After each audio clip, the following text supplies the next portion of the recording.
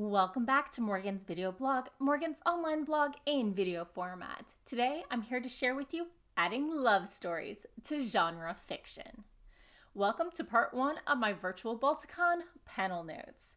The panelists for this were Mary Fan, L. Marie Wood, Ted Weber was the moderator, our guest of honor, Wen Spencer, and Ken Schrader. So, first off, balancing the story and the romance. In romances, the romance is the point of the story. In genre fiction, here defined as science fiction and fantasy, the intrigue, the adventure, the mystery, what have you, is the point. And the main characters' relationships are often what makes the victory possible, be they romantic or otherwise. Caveat, the romance has to be authentic, which is the keyword of this entire panel notes.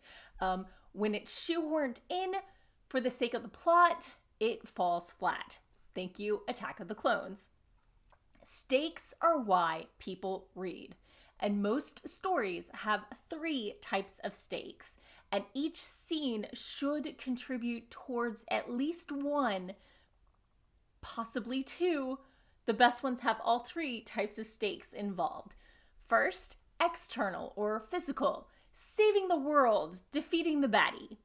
Second is the internal stakes. This is fighting against one's own internal conflicts, overcoming backstory or internal weaknesses. We all have our strengths and we all have our weaknesses, and overcoming them is a great thing for characters to learn to do, and for us, actually, but we're talking about stories right now.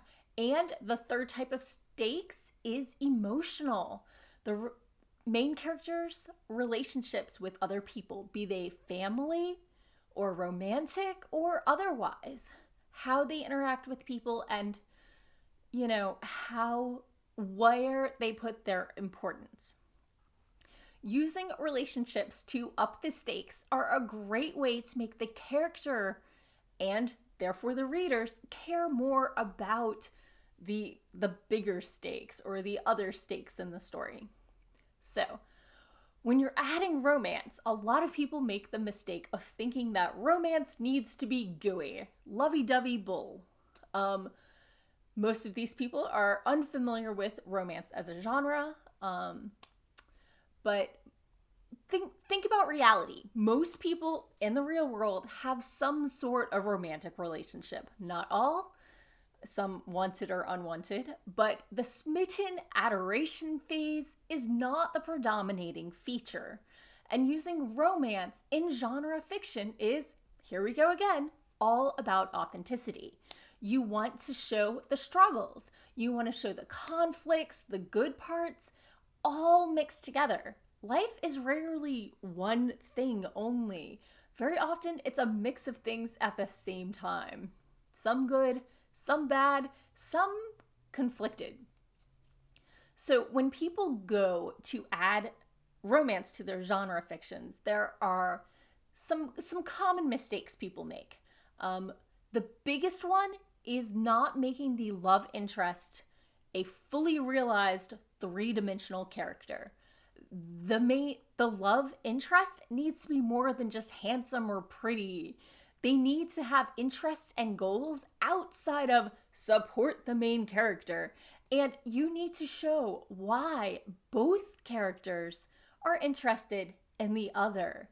Don't skip on showing the non-point of view characters, smitten and reasons. Otherwise, you end up with the Mary Sue and the boys keep throwing themselves at her for no determinable reason, etc. So, you've decided you're going to add romance, you want to up the stakes, you want people to care, you've fleshed out your main character. How much sex do you add now? Well, write what you are comfortable writing. You can do a little foreplay and skip straight to the fade to black, or you can be explicit. Just know that you might have your mother or a reader read your scene aloud to you, either tomorrow or in 10 years. Both real incidents that happened to panelists on this panel. So determine whether or not you would be too embarrassed if they read that aloud to you. It's okay if hearing it aloud would embarrass you, but you have to be comfortable knowing it's out there. And when you write these scenes, no matter how much you choose to show, you need to be authentic. Just like with romance, the sex needs to feel like it would actually happen between these characters for those reasons. You can't just be like, ooh, we need some spice, let's throw in a sex scene. It's got to be authentic. It's got to come from the story. It's got to come from the characters. Erotica is porn, but for books. Romance is about the emotions and the character interplay. Make sure you focus on what you want to show. So that's the sex part. That's all I'm saying there. Ways to add relationships. Clearly, you can have the two characters that just keep running into each other or are forced to work together. Just don't have that character that exists just to flirt, either as like a foil or a love interest or whatever, and only flirts because of a tragic backstory. They're overdone. Give them a fresh take. Short fiction is not made for the slow burn. And sometimes novels don't really have the space for a slow burn. So if you're writing short fiction or not, it can be easier to build a relationship with people who already know each other, who have a backstory. You can give enough context with 2 sentences and save yourself chapters of backstory. Our panelists all agreed that writing romances in a series is much harder than in a standalone, because typically you have to keep breaking or pulling apart the partners and then fixing it again, which can often feel contrived pretty quickly. So figure out how you want to do it. It can be hard, and just acknowledge it's hard. And it's not supposed to be easy. If it were easy, everyone would do it. So, what do you do when there's some genre in your romance instead of the other way around? Romance novels have certain story beats and pacing and trope expectations that the readers expect. Genre fiction has certain story beats and pacing and tropes that are expected by their readers. When you find the biggest backlash against romance in genre fiction is typically when the romance, when the genre novel hits the romance pacing and story beats instead of the genre ones. Knowing which of these story beats you're hitting can help you market the story right and find the audience where your story is going to find a comfortable home. If you market it as a romance with sci-fi elements, then you're going to want the romance to be predominant. If you want to market it as a genre story with romance, you need to hit the genre story beats.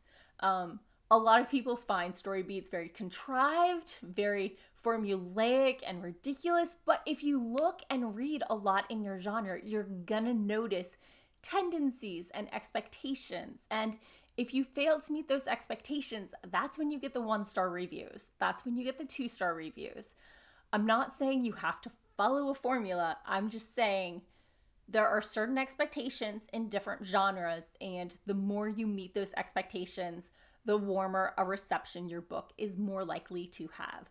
Clearly, this is writing. There are exceptions to every rule. If you do it well, do what you want. So why do we want to add romance to genre fiction?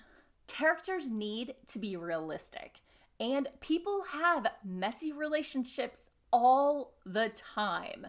To ignore romance is to discount a large portion of what motivates a lot of humanity. Meanwhile, Genre fiction is a great place to explore the limits of what a relationship can look like. It can set aside our cultural expectations and experiment beyond the romantic binary or gender binary. We can use genre fiction to explore new types of characters, cultures, and worlds. So, I hope you found these notes helpful, although feel free to check out the actual panel. It's currently up on Twitch.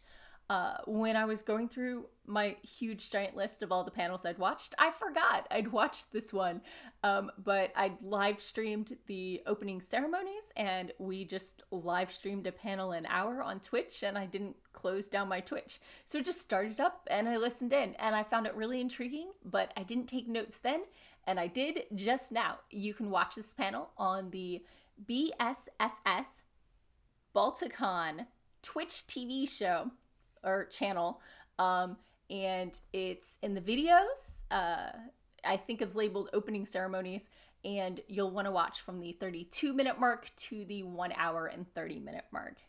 Thank you for tuning in. I'll be back again next week with more writing tips and writerly musings. If you have any suggestions for how to better integrate romance in genre fiction or genre fiction in your romances, let me know in the comments below. And as a parting thought, Lois Bujold's Vorkosigan series was credited as a series that did it right, as she won a Hugo for Best Series. I'm pretty sure they're on the right track there. So thank you for watching, and see you next week. Bye-bye.